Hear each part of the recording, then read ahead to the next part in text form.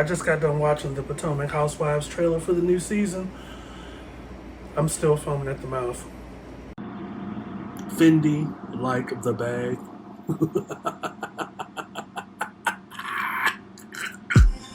This is the I Refuse podcast. What's up, everybody? This is Mr. Fox of the I Refuse podcast, and this trailer just came out, which is almost 3 minutes of the upcoming season of Potomac Housewives. Is really, really crazy. There's a lot going on. It's scattered all over the place, and I'm here for it. First, let me say that the cast from last season, all of them returns, including Mia. I hope this is Mia's first season as a full-time cast member, that she's part of the cast credits and everything, gets her own spot and everything. So the trailer gives a whole lot. First, from the beginning, it looks like Giselle and Wendy have a bit of a tiff at what looks like some kind of ladies' lunch thing in some garden somewhere. It's real quick. Giselle's like, I'm not looking at your man, chill out, whatever. Then the pacing of the trailer is real fast. Like, unless you blink, you're gonna probably miss a whole lot. So you have that situation, Ashley's separation, announcing her divorce from Michael is part of the trailer, but also on the flip side of that, she's getting a house with Michael. From my perspective, from what I've seen in the world lately, is that although people announce that they're separating or they're going to be divorcing or making plans to divorce their spouse, it's not totally uncommon for women, especially women with kids, with their soon-to-be ex-husband, to buy property together as a means to keep a solid foundation for their kids. Like, I've seen different variables where husband and wife might get neighboring houses together. They may stay in the same county, so there's no interruption of the children's upbringing. I think them getting a house together is a means for Michael to still be present in their children's lives. But at some point, I think that may cause some confusion later on. If, let's say, the divorce becomes a new way of life concretely. Like, we're not doing the trial thing. We're not putting it on the table and taking it off for a storyline. I was talking to my girlfriend earlier after watching the trailer. I called her, put her on speaker, and she's of the theory that she's hoping that it's not just for a storyline, and honestly don't think it is. If anything, this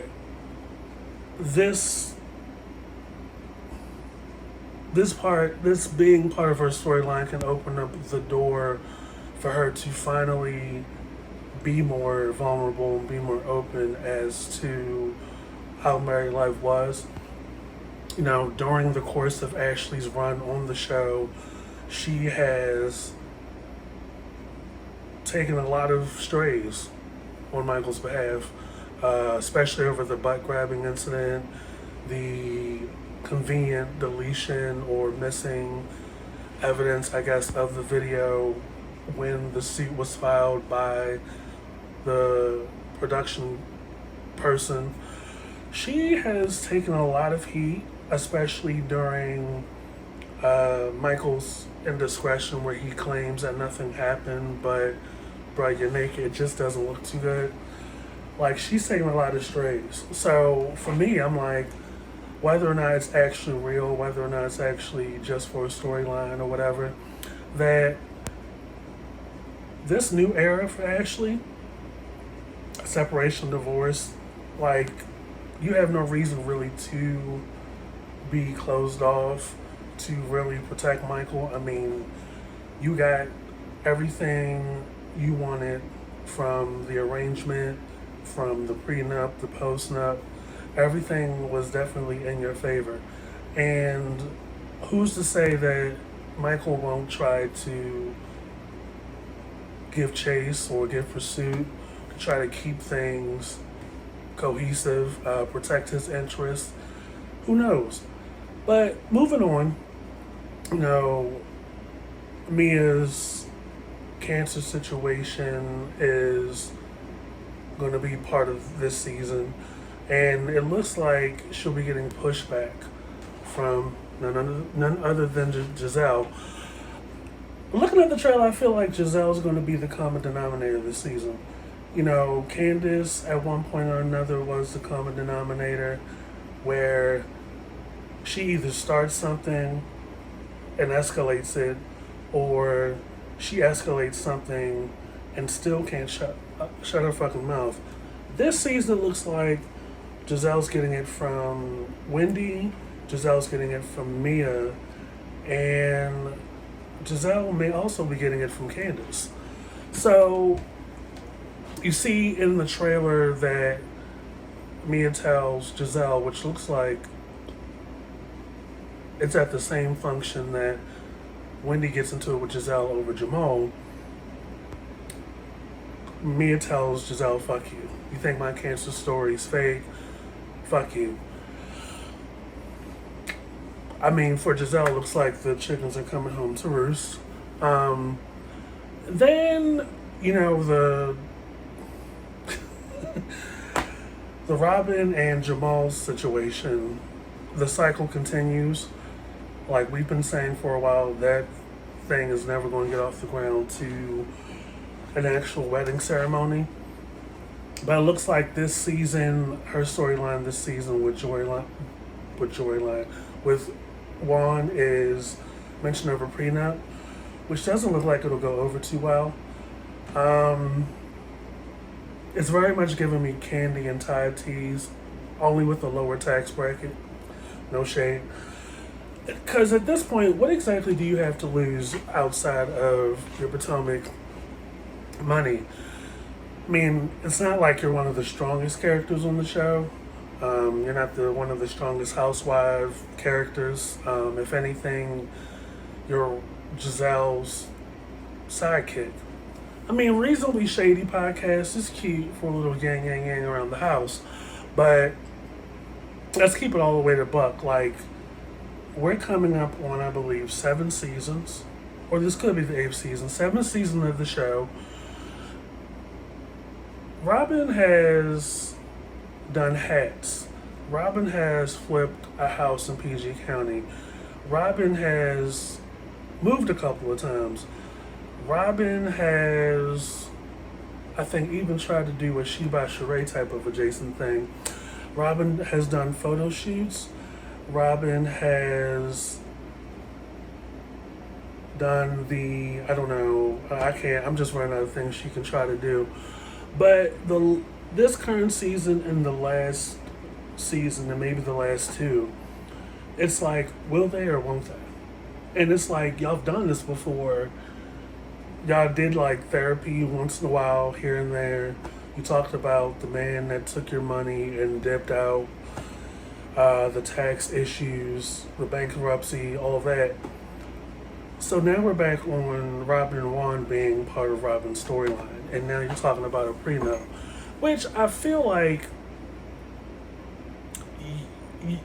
you're just jumping the shark at this point. Like, why wasn't the prenup storyline executed around the time that he proposed to you? I mean, between that and now, it's like Robin is just dialing it in at this point. So we'll see where that goes. Also, in the trailer, you see Wendy being courted off through the hospital on a bed. Looks like she's going to surgery. Word on the curb is that it's related to her BBL. Now, between that alleged rumor and this tension with her and Wendy over Jamal, not Jamal, over Wendy's husband, I can't remember his name, normally stays out of women's business. Like, between her getting those couple of surgeries and her performance last season where she was just on 10 against Mia, on 10 towards Giselle, like being so performative, I'm like, is Wendy going through a midlife crisis? And it's such a shame because, she was Wendy with the 12 Degrees, her first season on the show, and she's a commentator. She's a professor at JSU. Good for her. But it's like, how you feel like you get a sense that people are just forcing a square into a circle. And it's just like, it's not giving much of anything outside of that. Like, you don't really see with Wendy on the show more of her professional life. And you don't really see much of her with the kids at all, really.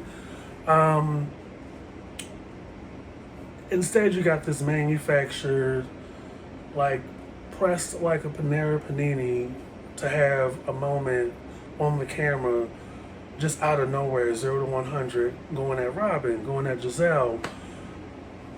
Not so much on Candace and not so much on Ashley, but going at Mia, the first couple of times because you can't take her. It's very much giving, we're going to get another season of Wendy forcing a persona that's just not her on the other cast members. Then, also part of the trailer, we see Charisse is returning. Why? I do not know. I'm cool on Charisse. When they mentioned a couple days ago that a cast member was returning, I was like, I hope it's not Katie. And thank God it's not.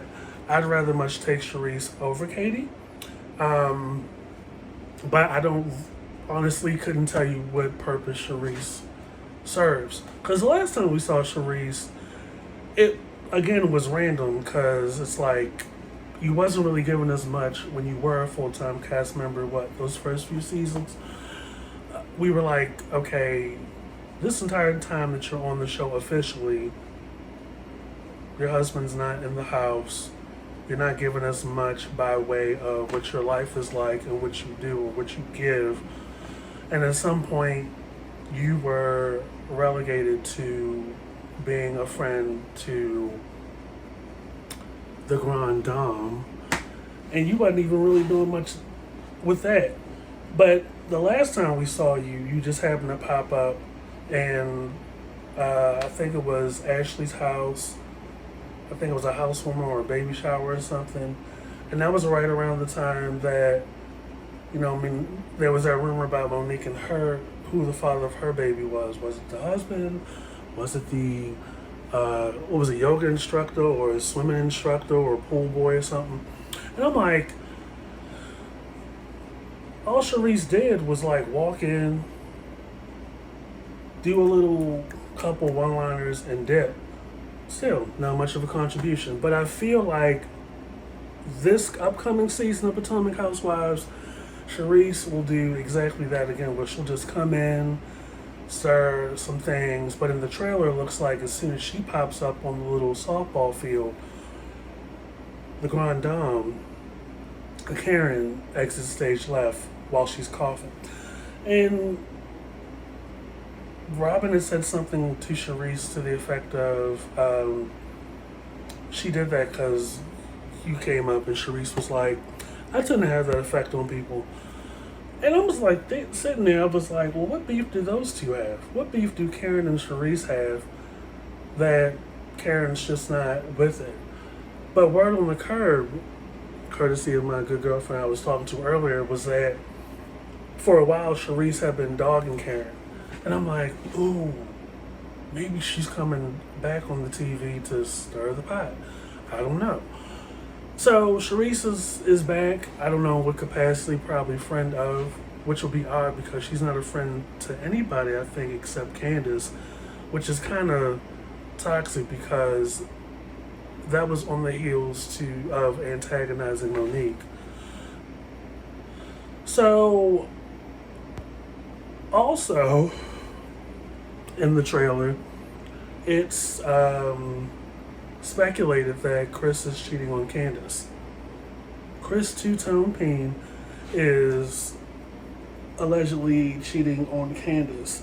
And allegedly is in all caps on this channel because they're trying to do, in my opinion, to Chris what they tried to do with Wendy's husband, where it's like you've heard nothing from the blogs, nothing on the street. Between seasons, there was no inkling. From last season, there was nothing, leading up to this trailer that Chris was doing wrong by Candace. Last we saw, he was Candace's manager, putting money together to get the little music video together to promote the album and promote the song. And her mother wasn't feeling the fact that he closed a couple of his locations, isn't doing the catering as much, and he's just around all the time for Candace's music career. Now it looks like because of some circulating tired, low-hanging fruit that is the DM, which could be fabricated, could be photoshopped. It looks to be a picture of Chris with a woman that's not Candace circulating in a DM where it looks like he's asking the woman, when are you coming to the W? And it fast forwards to footage of Candace and Chris in the car in the trailer where she's talking about, oh, you're out until 1. It looks like they're on 495 because I know those Jersey walls. Oh, it looks like you're out until 1 a.m. all the time. He's like, not all the time. So we'll see. Candace is good TV, but I'd be a fool if I didn't believe, not justify, but understand if Chris was cheating on Candace. But that's for another channel, another episode, different episode. So Chris might be cheating on Candace, and it looks like the rumor is coming into the group by way of Giselle, which is then going to cause tension between Candace and Giselle. But of course, Candace is dramatic as hell. Giselle's dead to me. Giselle is dead to me. Giselle is moving kind of slippery and slithery through this season. It looks like to where she is kind of throwing a couple of stones out there and hyping it up. I feel uncomfortable. Chris makes me feel uncomfortable. And people are like, what? What are you talking about? Oh, do you think he's trying to get with you or something? And Giselle's like, yeah, I think he is. That could be the editing or the splicing. Production be so petty. These trailers spliced in a way to make it look like Giselle's actually talking about Chris when she could be talking about somebody else.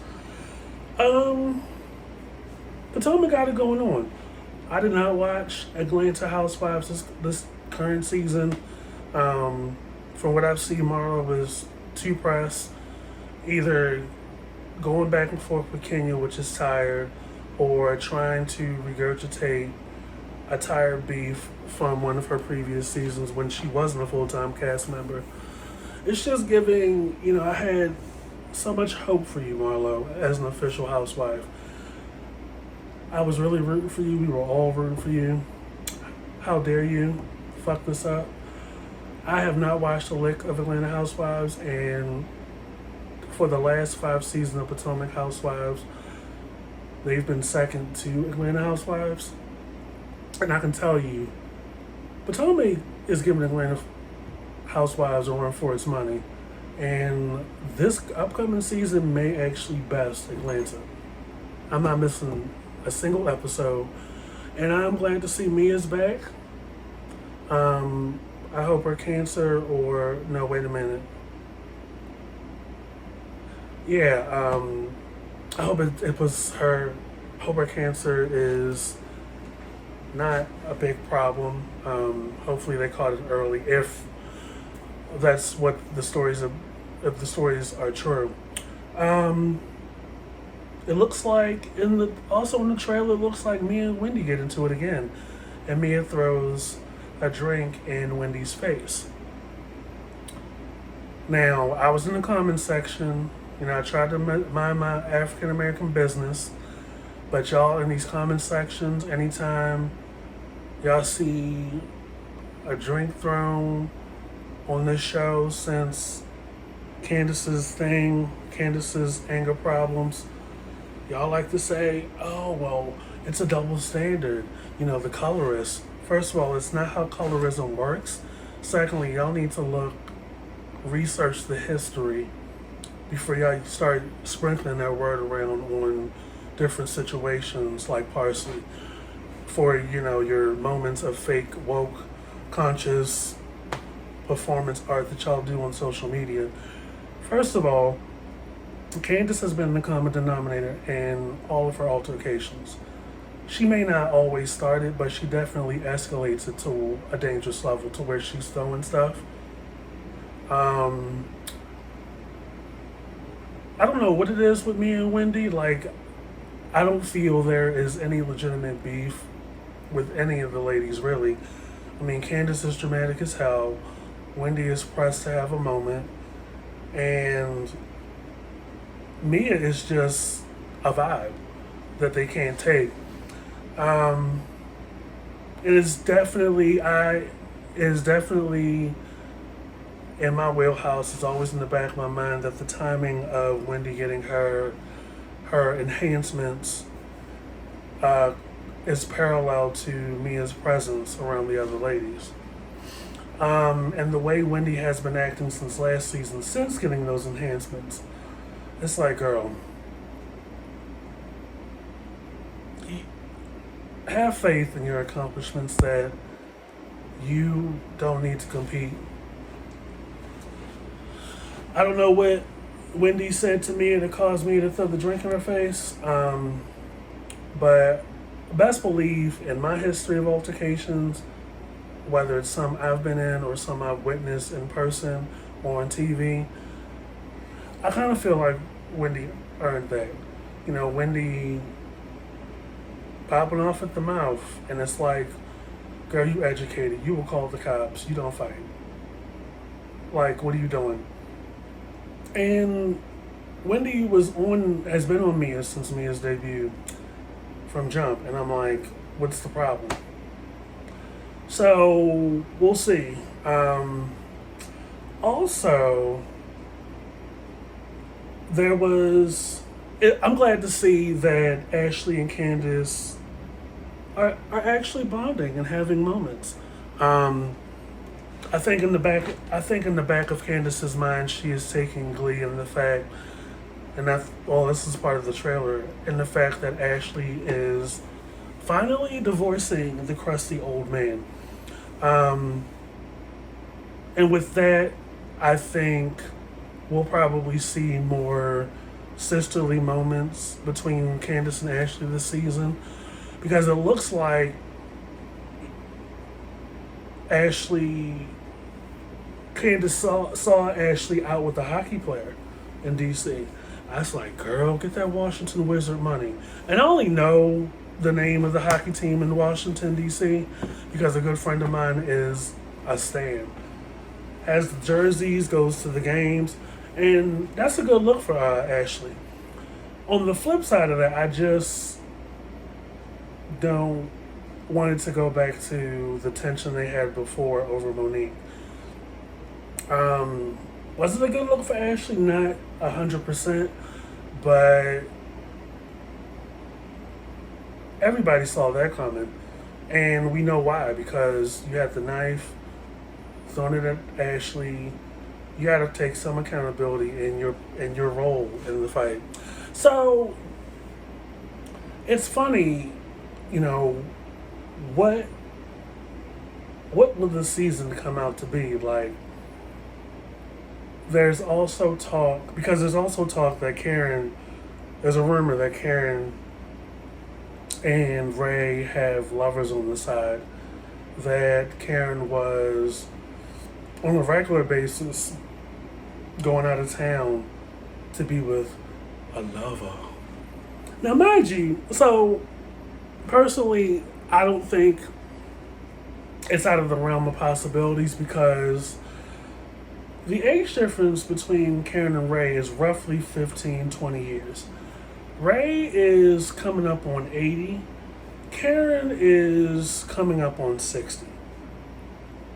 Whether it's a rumor or not, I say get your groove, girl. Like, if you can find a cute little young thing out of town to blow your medical life alert off your wrist or blow the miracle air out of your eardrums, have at it.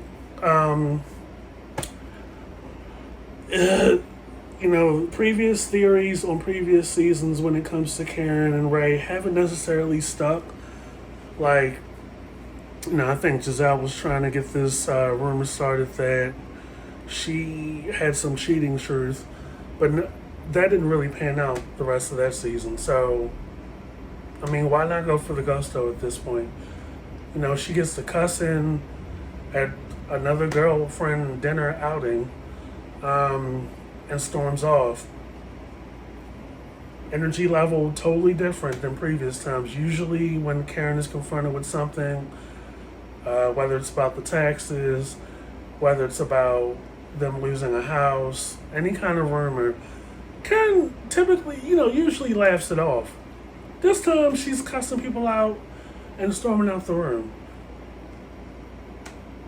So maybe there's some truth to this out of town lover. I ain't mad. Girl, get you an Airbnb and get a nice young thing to beat the cobwebs off of that basement. Potomac Housewives got it going on.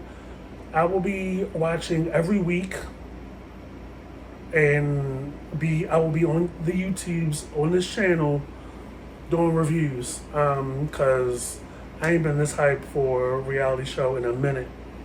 I don't watch anything else. I've stopped watching Love and Hip Hop years ago. Black Ink has been trash, both New York and Chicago. Potomac Housewives still got it going on, 7 seasons in. And I know that Ashley and I believe Giselle are on the next season of Real Housewives Girls Trip. I might give that a shot. I didn't watch the previous season with Kenya and Cynthia because Kenya gonna be too Detroit, and Cynthia's just gonna smile and walk the runway on the private jet. I'm like, what else? I don't really give a shit about the white counterpart of the Housewives shows. Some of the characters are unhinged, and I like the little moments. I live for Dorinda. Clap, clap, clap, you fool. How about you put an easy pass on that thing down there? How about you stop getting kitty cat rejuvenation? Turnstile and ticket. Clap, clap, clap. Hostess with the mostest. I live. Anyway, this is Mr. 5-Star Reviews Podcast. Thought I'd come up on here. I noticed last night it had been a couple of weeks since I gave y'all a video. Well, here it is, a new one. I'll try not to take as long, but Mama got a life too, and I know y'all do too. Be sure to follow and subscribe. We just ended season 3 on the streaming platforms of the I Refuse podcast. We will probably return over there with season 4 late September, early October, depending on how I feel. Enjoy y'all summer. Kids back to school. Baltimore is still ghetto. Stay hydrated. Keep your scalp oiled. Iron your clothes. Remember to iron the back of the shirt as well. Please stop ironing your jeans. You are not 80 years old. Make sure that all 4 of your tires have tread. Do not piecemeal your tires. Y'all look real country when one tire got all the tread gone and the other 3 are brand new. Also, there's more to car care than just getting an oil change, getting alignment, get your tires rotated, Keep your gas tank full.